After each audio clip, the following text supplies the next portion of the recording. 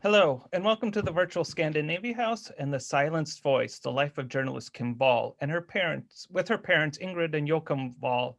And moderating today's conversation is Kelly Ramont, the executive director of Thanks to Scandinavia. The Silenced Voice is a moving memoir of an inexplicable crime, a family's loss, and a legacy preserved, out now on Amazon Crossing. Kim Wall was a 30-year-old Swedish journalist who was murdered in 2017 while investigating the eccentric inventor. Kim received a scholarship from both the American Scandinavian Foundation and a Thanks to Scandinavia in 2013 to pursue her dual master degrees in journalism in the School of International and Public Affairs at Columbia University. Ingrid Wall is a Swedish journalist, author, and mother of journalist Kim Wall. She is the author of Trelleborg in the 1950s, Trelleborg in the 1950 City of My Childhood and the Beauty of Everyday Language, and co-author with her husband Joachim of A Man, an Island, a Life. Joachim Wall is a Swedish photojournalist. He started working as a press photographer for the evening newspaper Kvällsposten in Malmö and went on to cover events big and small, both locally and internationally, for nearly 30 years. He is the co-author of the book with his wife Ingrid, A Man, an Island, a Life. Moderating today's talk is Kelly Ramont, the executive director to Thanks to Scandinavia, an organization that provides scholarships to students from Scandinavia and Bulgaria to study in the US and Israel. Thanks to Scandinavia awarded these scholarships to honor the efforts of Bulgaria and the Scandinavian countries to protect their Jewish citizens from the atrocities of the Holocaust. Following Kim's death, Thanks to Scandinavia created the Kim Wall Memorial Scholarship, which is awarded each year to a Thanks to Scandinavian scholar that will carry the best of Kim's legacies for giving a voice to the marginalized. Please welcome everyone. Hi, thank you so much, Kyle. And thank you to the American Scandinavia Foundation and the Scandinavia House for bringing us together to talk about this very important book, A Silenced Voice, The Life of Journalist Kim Wall. I'm so honored to be here with my friends, Ingrid and Joachim. So as Kyle mentioned, I was very fortunate to get to know Kim in 2013 when she received a scholarship from Thanks to Scandinavia, and we quickly became friends. And with Kim, that was very easy. She was such an extraordinary person with such a big heart. She had an incredible talent and a deep curiosity about life and people.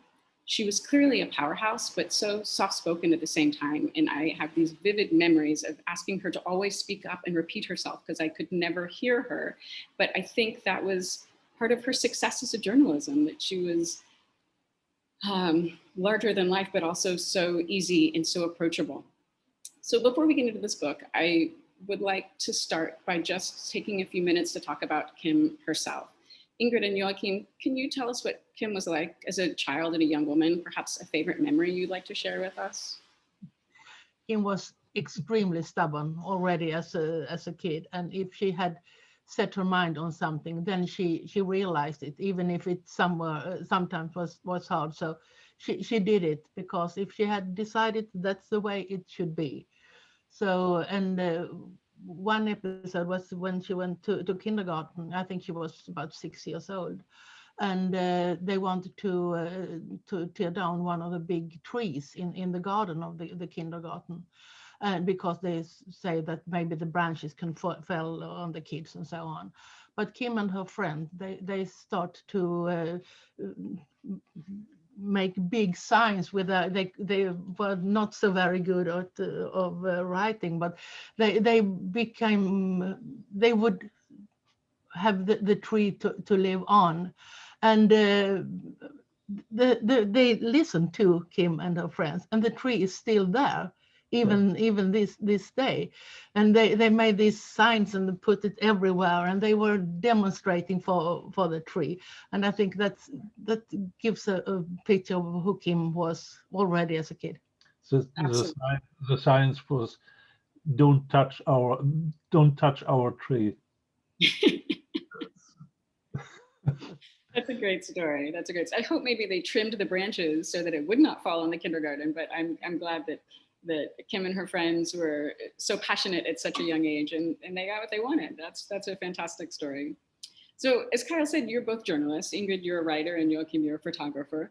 And I think it's safe to say that Kim, you took him with you on your assignments from birth and even in utero, right? I think she was traveling with you when you were pregnant with her.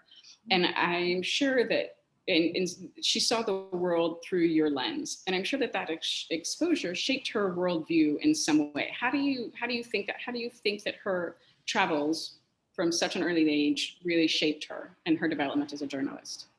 I think that made her very curious about the world outside, and even Sweden is a small country, and we live in a very good way here. But I think it was very good for her and her brother to go abroad and see that not everyone lives in the same way as we do in Sweden. So I think she learned a lot about it, and she grew more and more curious about, and even she said, well, why should it be so unfair that we can have this, but the kids here are not allowed to go to school because it costs too much or whatever. So I think it made her both angry and curious in the same way, and she wanted to make a change. Wow. Okay. Yeah, I think we all know that she was an extraordinary journalist, and she covered some truly amazing stories. And I think, correct me if I'm wrong, but she's probably best known for her stories on the Marshall Islands and Cuba and Somalia. But to be honest, some of my favorite stories are the more lighthearted stories that she would tell, that she wrote about, like the real life vampires hidden in plain sight in the US, or the story about the queer Lunar New Year party in New York City. I thought was fantastic. And she even had a great story about the BDSM movement. But I think what all of her stories had in common was the thread, which was her specialty, which is giving a voice to the marginalized and telling stories that aren't normally heard. Can you tell us a little bit about her journalism style and the types of stories that were important to her that she wanted to cover? I think that she used to say that she would like to go out and what she calls shoe leather reporting. She wants to go out and meet people. She was not at all interested sitting in the newsroom and doing her research via internet. She wants to go out and meet people in their own environment and listen to them. And she asked questions over and over again until she was satisfied. So, and she was some kind, you can maybe say she was an old-fashioned reporter in that way, that she wants to go out and really meet people and talk to them in real life. And an interview is not only what the person say, it's body language, it's so much other things. So, and she was very good at register all that. So, and she was never in a hurry. She thought that she had all the time to do a thing, because she said that if a people trust her with telling the stories, then it was a responsibility for her to do it in the right way. And I think that's very good. And I think the world today need more journalists with that passion for the work. And such respect for their subjects and for the people that they're writing about. And it's wonderful. Do you have a favorite story that she wrote, or a favorite series of stories? It's a story about Marshall Islands. The islands where the United States tested their atomic bombs, and they turned out all the people from that area, and then they give them a promise that they would clean it up and put them back, and they have done it, but not quite fair, because it's almost polluted all over nowadays too. But they also, when they cleaned up all this radiation things lying around, they put it in under a concrete dome that is huge, and on one of the islands, and it's nearby the shore. Actually, it's a water level, and the water has done damage to this concrete, so it leaks radioactivity out from the shelter this, and that makes also the people that, so they can't eat the fish they have, and they can't eat any fruit or anything else that grows, and so they get supply every month. No, maybe 3 times a year. Yes, and they get food, and that's a story that Kim tells and wanted to tell, and she did it, was very good. And this is very much a story about marginalized people, because I think the Marshallese, they are about 85,000 people living on a lot of islands, and it's a very, very remote part of the Pacific. So they are of no use, and they have no voice in the world. So, and I think it's so important, because this, yes, there are very many depths in that story. So we are very proud of Kim. Made this together with 2 of her friends, and they were awarded for it a couple of times as well. It's wonderful, and I will point out that you can see, right, I think all of Kim's stories, or at least many of them, are on rememberingkimval.com, right? So you can go there. Our audience later can please go to rememberingkimval.com, and you can see all of Kim's stories, and there's photos of her and tributes, and it's a beautiful website. So let's talk about the book a little bit. That's why we're here. So I might be slightly biased since I'm friends with the author, but I thought it was a wonderful, just beautiful book. The way that you, and Ingrid, if I'm not mistaken, you were the primary author of this book. So I'm kind of directing this to you a little bit, but the way that you weave between her childhood and her growing up and the events that happened starting in October with her disappearance and in death, I thought it was just beautiful. And you were so talented in drawing us into that process that you went through. And I was very fortunate that you sent me an advance copy of the book a long time ago, and before it came out, and I was so happy to get it. And then it just sat on my desk for a long time. And I was trying to get up I don't know if it's courage or the mental energy that I needed to delve into this and to go on this journey with you. And so that was hard for me. I can't imagine what it was like for you to write it. So can you walk us through that process a little bit? How did the book come about? It began, why did you write it?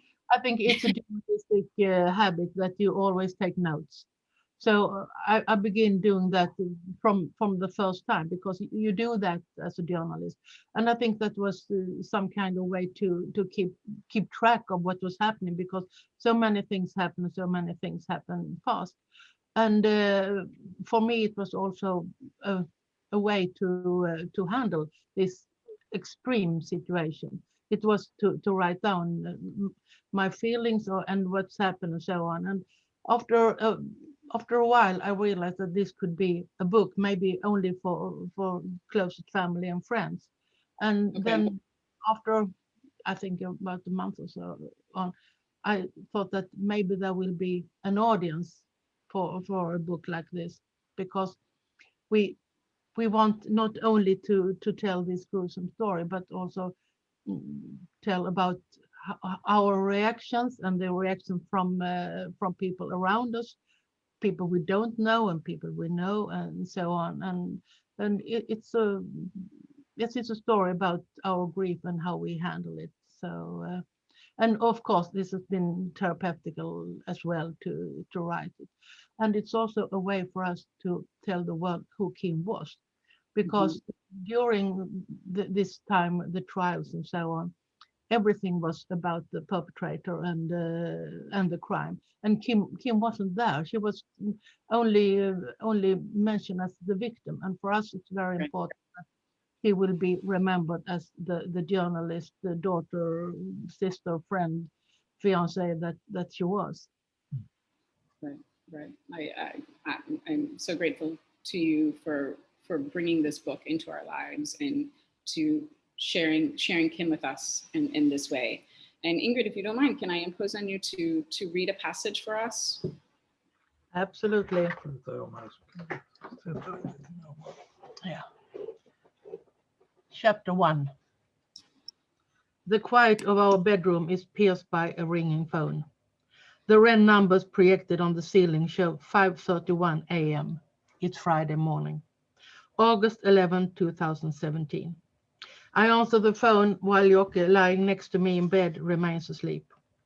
The voice on the other end of the line belongs to Ole, Kim's partner. He sounds shaken, his voice is forced, and he asks if it's okay if we speak English. Ole is afraid we won't understand each other. Although it's less than 30 miles between Trelleborg, Sweden and Copenhagen, Denmark, it's not always possible for a Swede and a Dane to understand each other. But what he has to say can't be misunderstood. Kim has disappeared. Disappeared from a submarine near Copenhagen. If there hadn't been such obvious worry in his voice, I would have thought he was kidding. Disappeared from a submarine near Copenhagen. This is how the nightmare began. The nightmare we would never awaken from. Our daughter, sister, and sweetheart left to do an interview for a story. A completely ordinary work day for a freelance journalist. But Kim never came home from work. Instead of writing headlines, she became one. Awake, Jokke. We asked Ole if we can call him back.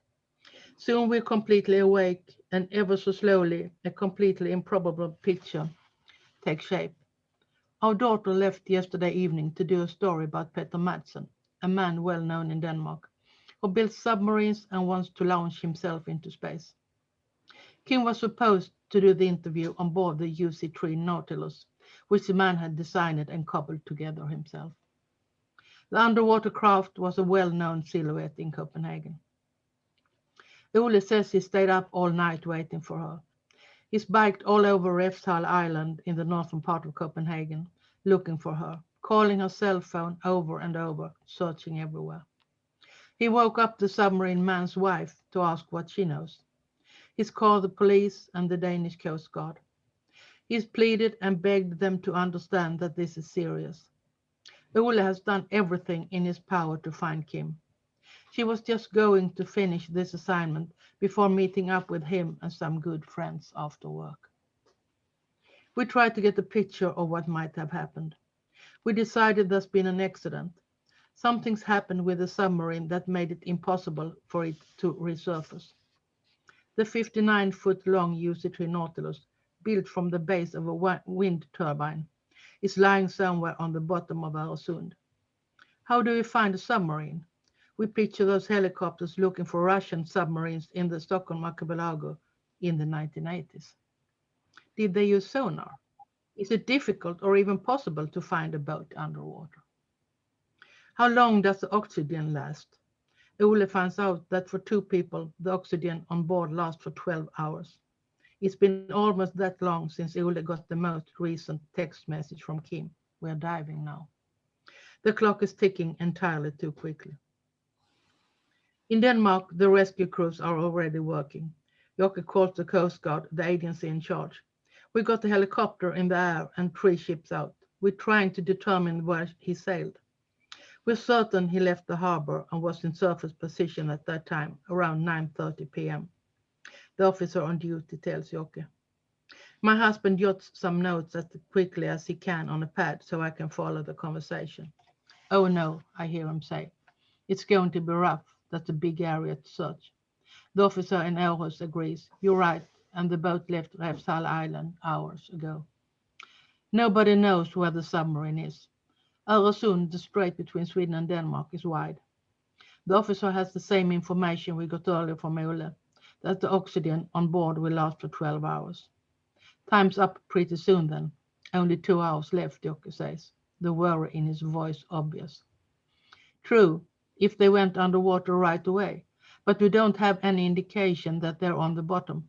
We tried calling her cell, but we won't gotten any answer. The police are trying to ping it, the neutral voice informs us. We learned that they're not using underwater sonar. They're only searching the surface of the ocean. The Danish military is searching too, and they've already made contact with the Swedish authorities. We'll ask for additional assistance if we need it.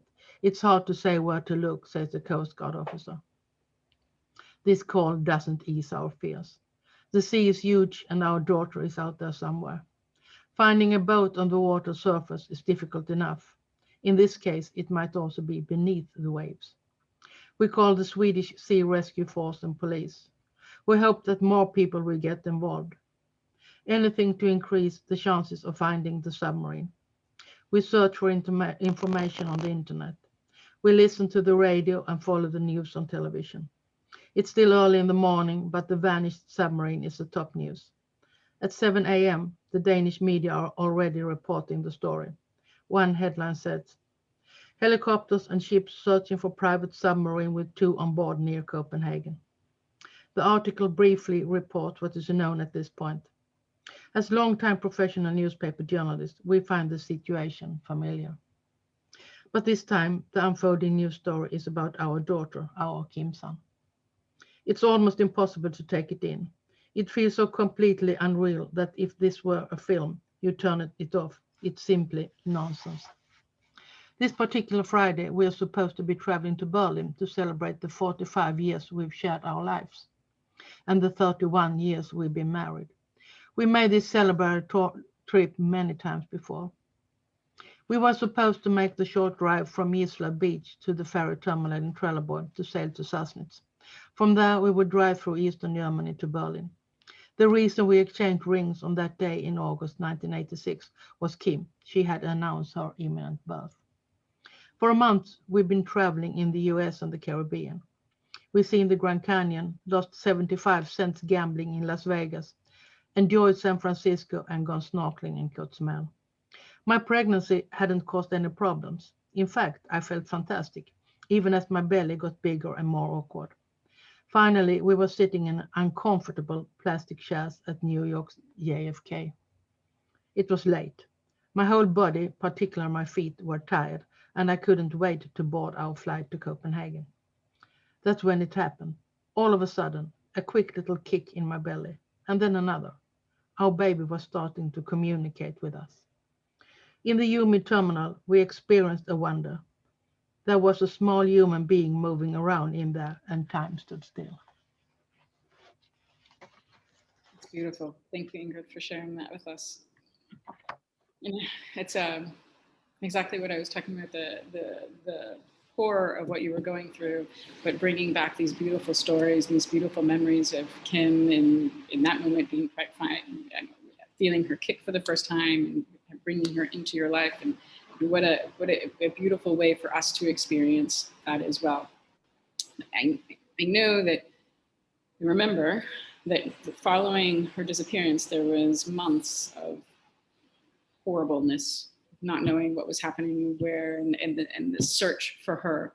And that is highlighted, or it showed in the new show that's out called The Investigation, which is now airing in the United States on HBO Max. And I think it's a 6-part series, which we have 4 parts available in the US yet. I think they're releasing 1 every week. And that is, it shows how hard all of these people worked to bring Kim back to us. I remember our discussions back then, that there were so many journalists and people that came to you and wanted to interview you and get your cooperation on stories and projects. And over the years, you've continually said no to so many things, but you said yes to this show of The Investigation. Why? Why this one? What was it about this project that you wanted to cooperate on? It wasn't at all obvious that we should say yes, but we met with Tobias Lindholm, the instructor and the author of the script, and it was we said that okay, we can meet over a cup of coffee, and so we did, and then he told us the way he would like to tell this story, and he was also reluctant to do this. And we got confidence in him. So we said, Okay, begin writing, and then no promises in any way, but begin writing, and we will read what you write, and then we take it from here. And we have had big influence on the script, and we have said that it's not a documentary in any way, but it's That's so close. it's very close, because it's close to how the police and the divers and the other one worked, and it's so close to the part that we are in. It's they are as it happened. And the story actually is not about Kim. The story is about the chief investigator, Jens Möller, that we had incredibly good contact with and help under all the time. And that the story is, it's not a true crime story, no blood, no screaming, No victim. but it's about the uniform, the people that have been working with it and done so good. And that's because of that we said okay to it, because it's some way from us to say thank you to everybody that has helped to get a finish of this case. Without their job, they never give up. The divers who were out in small rubber boats in November storms in the Öresund to look for Kim's remains, they never give up. And I think this is a very good way to say thank you to them, because without their effort, we have never gotten Kim back home again. So it's a very different story, but I think it's a good one, and it tells about a society that works, where everyone does what they should do, and a little bit more yes. than that. More and more and more. And your gratitude for the men and women that helped bring him home is so clear. I know that already, but it's so clear in this series how grateful to you are, that how hard that they worked. And I'm going to assume that was more documentary life than not, because I know how grateful you are to the men and women who in uniform who work so hard, and the volunteers also. Mm-hmm. So eventually you did get him home, and it was time to say farewell to her. And there were a number of beautiful ceremonies around the world celebrating Kim's life and saying goodbye. And I was very happy is the wrong word, but I was very moved to be at the one at the Columbia School of Journalism, where I met you for the first time. I think actually, I didn't know you before Kim's death, but I think that is where we met for the first time, thinking back on that. And you have another beautiful passage in your book about your farewell to Kim at home. Can I impose on you one more time to read that passage? Absolutely. Yes. Joachim's going to step out, give you the spotlight. Yes. Friday, June the 1st, 2018. It's a beautiful day in early summer when we say our final farewell to Kim. The sun shines in a blue sky, and the Baltic, still for once, glitters. We've chosen to have the ceremony outdoors, just a few hundred yards from our home. Here Kim played as a child, jogged as a grown woman, walked the dog, enjoyed the peace so far away from the stress and bustle of some huge metropolis. This is an end, a step along the way, but an incredible heavy one. Once the guests have taken their seats, Joachim carries in the black urn with Kim's ashes. I follow after him with Tom and Ole. I'm carrying the portrait of Kim, which I place on a pedestal next to the urn. It is simple, beautiful, and so incredibly sad. Afterwards, Joachim said, that's the heaviest burden I've ever had to carry. We don't call it a funeral, it's a final farewell. The message had gone out on the grapevine all over the world.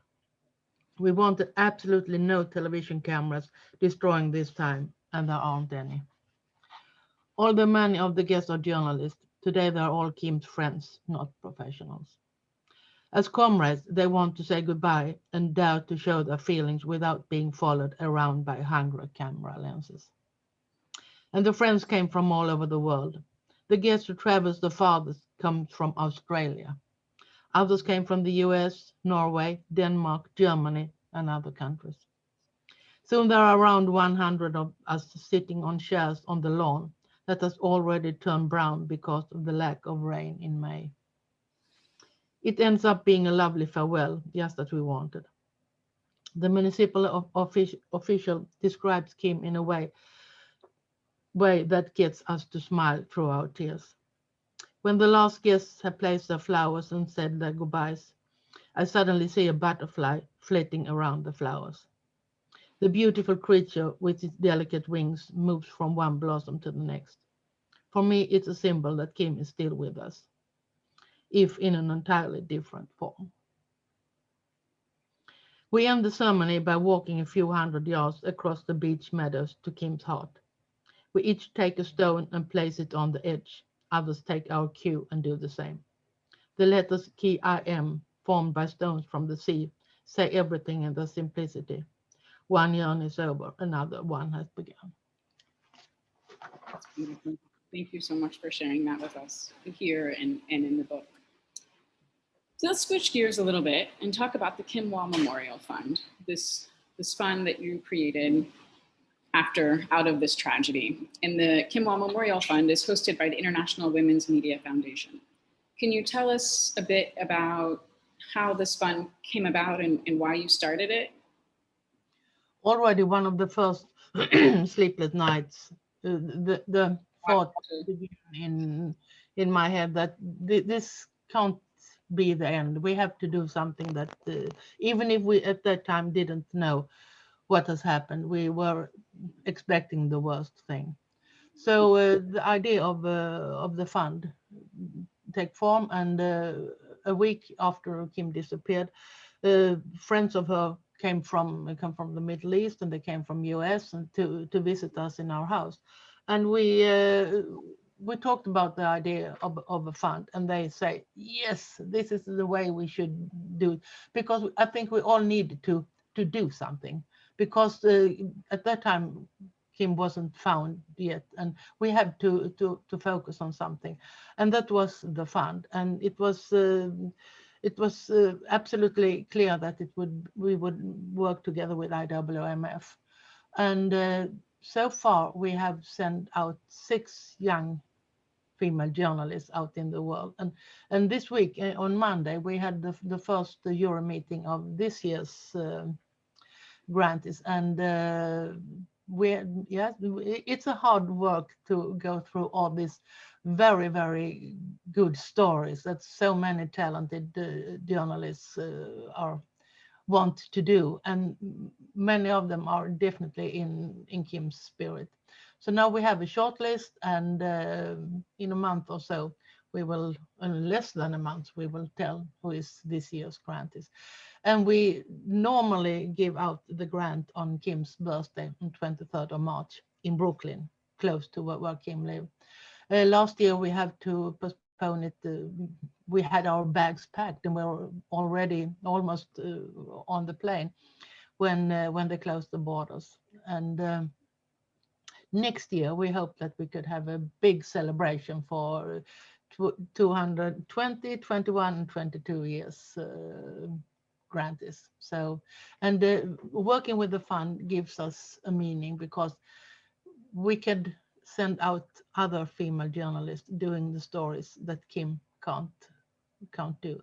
And it's so important with female voices in the media. Maybe it's more important today than it's ever been before. Yeah. Mm. So just to take a step back, so the idea behind the fund is to provide a grant to female journalists to go out and cover a particular story that is in the spirit of what Kim would have covered. Is that an accurate description? Absolutely. Okay. Can you our viewers, should anybody want to support the fund, you are more than welcome to go to the IWMF website. I hope the Scandinavia House doesn't mind that I put that out there, but please, if you would like to support the fund, you can get there either through rememberingkimball.com or through IWMF, right? People can still donate and support the fund. Can you tell us about some of the grantees and what they're doing? I know that the grantees last year have not been able to go out because of COVID. One more wonderful thing about COVID, but they have not been able to go out and use the funds that you provided them. But I think there's some really exciting things with some of the first grantees. Can you share with us? The first one, Anne Herman, she's a Dane, and she went to Greenland. And just after World War II, when it was no longer okay to have colonies, Denmark has to prove that Greenland is a natural part of Denmark, which is ridiculous because it's a 4.5 hours flight from Copenhagen to Greenland. But one way of them to make this in front of United Nations was to take children from Greenland, kids from Inuit as native families. They took them to Denmark, and then a couple of years later they brought them back to Greenland, and then they should be the backbone of the Danish school system in Greenland. But during the years they spent in Denmark, they learned to speak Danish and forget all their native language. So when they came back to the families, they couldn't talk to them. So they have to. They've been raised in I thought about him, orphanage. Yes, and they lost connection to The their culture families and culture, and some of these, I think there were about 22 or 23 kids that were 5, 6, 7 year old that were taken away, and some of them are still alive, and Anne found them, and their stories has been told, and there will be a book out in June this year. And just a month ago, the Danish Prime Minister, Mette Frederiksen, she gave an apology to these kids that were taken away in this. And that made us so proud, because then we know that Kim's fund make a difference for these people. So it really feels good. Yes. Well, Kim would be so proud that was done in her name, I think. Yes. I think it's amazing to get an apology from the Danish Prime Minister for something that they did years and years ago. Is really important work. So thank you for bringing that story through this fund, that story to light. I think, like I said, Kim would be really proud to have her name attached to that. So going back, you said that it's really important to support female journalists, which is what you do. Why is it so important that we hear the female voice, that we need specifically female journalists now? Because a story told by a female journalist, it's different from the same story told by a male journalist. Not every story, of course, but there are several topics that I think is very important that they are told by female journalists. We are half the population on this earth, and still there are so few female voices in media all over, even here in Scandinavia. So I can just imagine how it's like in other parts of the world, example Africa or South America. So that's why it's so important. It's a free, independent press is a pillar of democracy, and that's why it's so important that there are many female voices. Even more, I think maybe today it's more important than ever. Absolutely. I'm not a journalist, but I can say I really value the female voices that are out there. So Kim, in addition to being a female, obviously she was a freelancer, and I think that was by choice, because she wanted the freedom to follow her passion and the stories that she wanted to pursue, and be able to go anywhere and do anything. But that definitely creates risks and challenges. Can you talk about the risks, or maybe challenges is a better word, that freelancer space, and particularly female freelancer space? No. I remember risks. You always have risk when you are out traveling. Something could happen, and Kim was very worried when she was hugging with a puppy, a little dog in Sri Lanka, and she got some scars of it, and she was very afraid of that she was the rabies. Vad heter det? Vad heter rabies? Rabies. Rabies. Yeah. Do you know what rabies is? Yes. Yeah. But she was not in any sense naive, but she was very aware of the dangers. And I think that all my years as a female journalist, I've never been afraid being alone with a man in any situation, because I've always I haven't thought about it, and if I've done it, I thought that my profession as a journalist is some kind of cover. But I think that, and today when so many newsroom are cutting budgets and they are not sending out people because it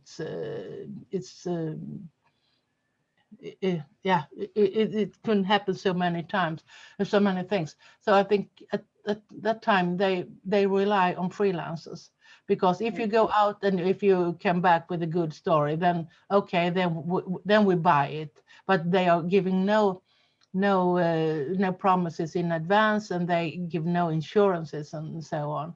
And I think earlier you usually work in pairs. You work a photographer and a journalist, but today, because budget reductions as well, you often send out just one, and then of course the dangers are higher, absolutely.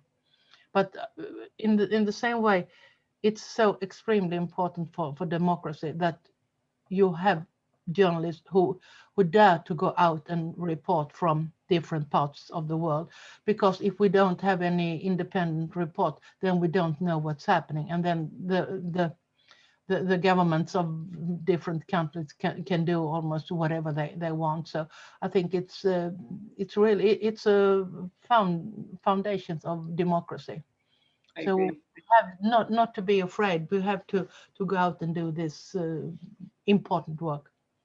Absolutely, absolutely. Okay, so it's time for us to almost open up to the audience questions. So I just remind our audience, if you have any questions, please put them in the chat. But of course, I'm going to take the privilege of asking one last question before we open it up to the audience. And I think there are, like you said, there's so many stories out there and so many things to be covered right now. Where do you think Kim would be right now, and what stories would she want to cover? I knew that she was moving to China, right before her death. It was in the days she was planning to move to China. But do you think she'd still be there? What of all the stories in the world, what's the one that would be the most interesting to her right now, do you think? I think she's been in China, but maybe up in the northern parts, where in the Himalayas and that part of China, because she always said that the next big war will be about water. The supply of water to for example to India. So I think she's been there, and she traveled in Tibet, and it is not allowed for journalists to do, but she did that anyway. So I think she's been there, or maybe in Hong Kong.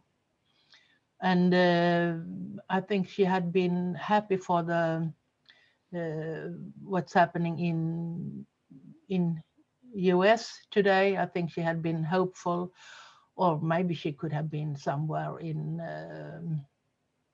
Africa. So trying the refugee crisis. She could be absolutely everywhere, and we didn't always knew where she was. We did most of the time. We knew in what country she was. So maybe she's been in Myanmar. She went there going on motorbike through Myanmar.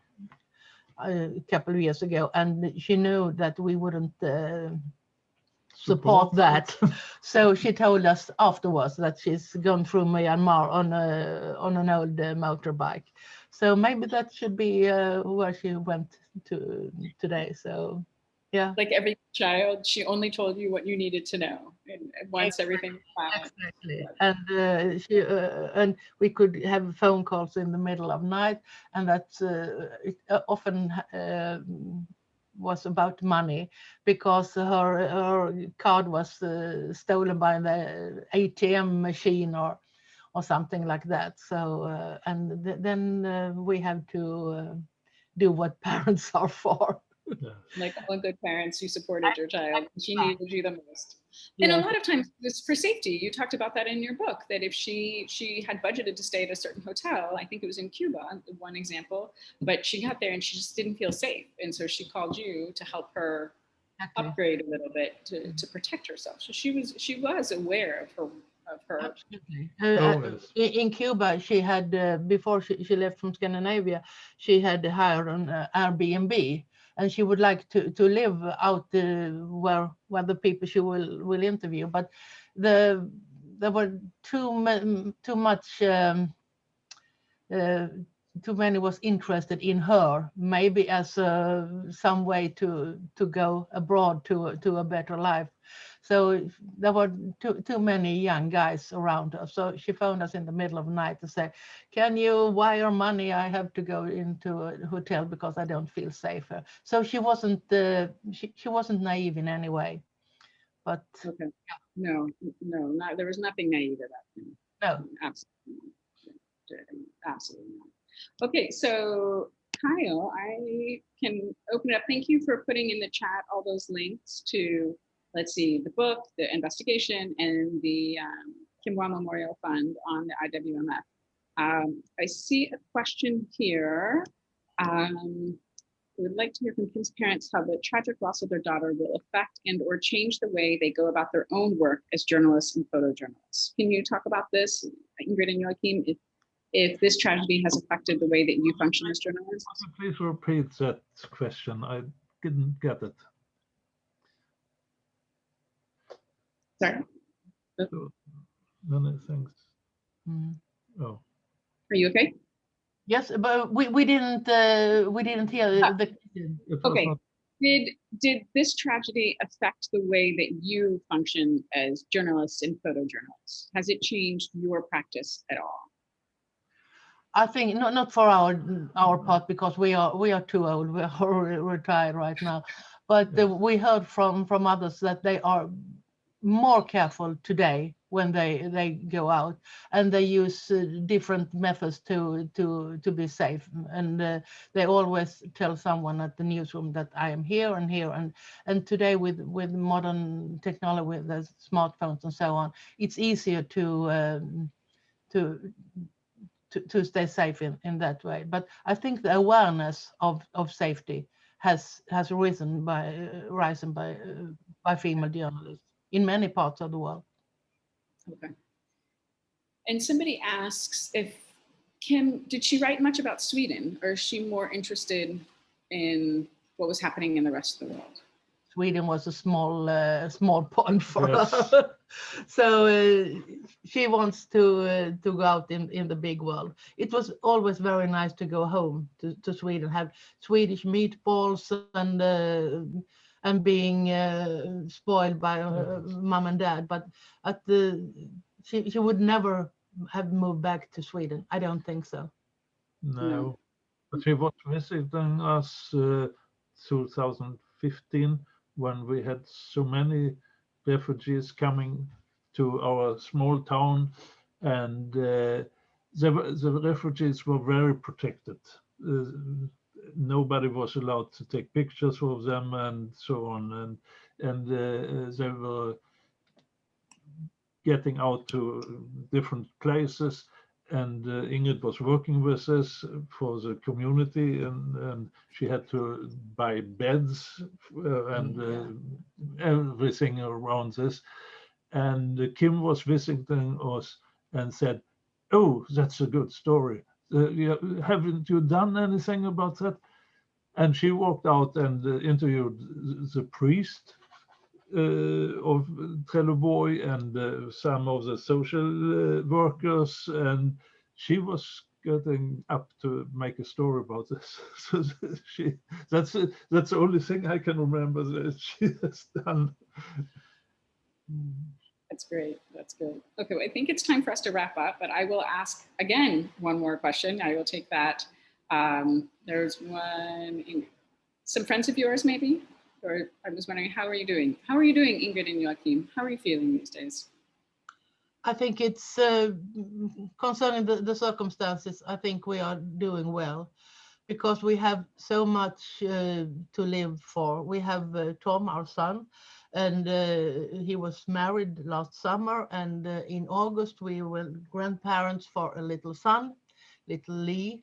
And we have our old dog, Iso, he's starring in the TV series. And we have a new puppy, he's 12 weeks old. And we have a lot of friends, and we have a good life. So you do. And that ties on to the question that I was going to ask. I mean, you've been through this unimaginable tragedy that very, very few people, fortunately, can relate to. But do you have advice for people who are grieving or suffering? And you two have been such an inspiration for me. You've handled this situation with such grace and poise throughout. I would have been a basket case and in bed and never to resurface. How have you done that? And do you have advice to pass along to others? Or in advice for friends of people who may be watching their friends suffering? I think there are two parts of that. The first one is that if you are a dog owner, then you can't hide because you have to walk the dog at least 3 times a day, and then you meet people. So you don't have the possibility to fall down in this big black pit. So we have from day one been out among people in the society, and we haven't done anything wrong, so we have nothing to be ashamed of. And the advice we have to others is that if you meet people in sorrow in any way, don't avoid them. You don't have to say anything. You can not these days, but normally you can do so much with a hug or just a pat on the shoulder and so on. So you don't have to use any words.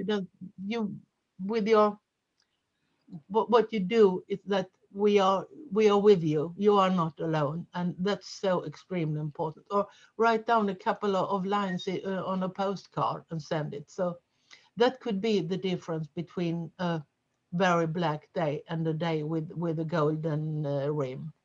So don't avoid people. Give them a hug. That's great advice. And I think we should mention that if should anybody watch the investigation, it's very important to point out that Iso plays himself, your dog. Yes. He is a star. He is a star. Yes. Yeah. Yes. Okay. I can just tell about we were on our way to New York. We were at Copenhagen airport and walked through the security, the magnetic shield, and they picked me up because I have a transplant, new hip and new knees, hip and replacement. And were okay. And on my way taking my bag, and suddenly there was an officer, a lady on the other side, that shouted out, "You there, stay where you are." And I thought, what is this? What have I done? What do I have anything metallic on me or not? And she came around and came to me and said, "I recognized you from the television, and I just want to give you a big hug. And you should know that all of the Danish people are with us. Thank you very much. That was the best flight I have ever done in my life." And thanks to her. That was the day before the verdict from the first court was given. Yes. So, and we were so edgy. So that was, and we finally later find out the name of this woman, and now we are friends on Facebook. Oh, really? Oh, that's a nice ending. It's a great story, Joachim. Thank you for sharing that. It was wonderful, and it's good advice that it doesn't take much. We just show you that we love you and care about you and are there for you if Exactly. you need. Okay, wonderful. Thank you. Kyle or anybody else from Scandinavia House, do you have anything No, else I just to? want to thank everyone for joining us. Thank you so much, Ingrid and Joachim, for telling the story. Thank you so much, Kelly, to moderating. It's wonderful to hear this. I hope people do watch the series and read the book and visit Scandinavia House again in the future, either virtually or in person, hopefully very soon. I would like to put a pitch out to our fellowship program. So the American Scandinavian Foundation Fellowships and Grants programs demonstrates the Foundation's longstanding commitment to education and cultural exchange. For over 100 years, the ASF has given over 7,500 fellowships and grants to Americans engaged in study, research, and creative arts projects in the Nordic countries, and to the residents of the Nordic countries to pursue their work in the US. In 2020, 69 students, professionals, and artists were awarded over $780,000 in support. So we're very proud of the exchange program, and we hope, so again, thank you everyone for joining us, and please do visit scandinavias.org for everything that we have on offer. We have a nice film series coming up. Some of them are films about journalists as well, in their investigations and how they can change lives. So so hopefully we can see everyone soon again. Thank you for joining us. Thank you so much for having us. It's been such a pleasure. Ingrid and Joachim, it's been fantastic. Lovely to see you. Thank you. Bye. Thank Bye you. bye. Bye bye. Thank you.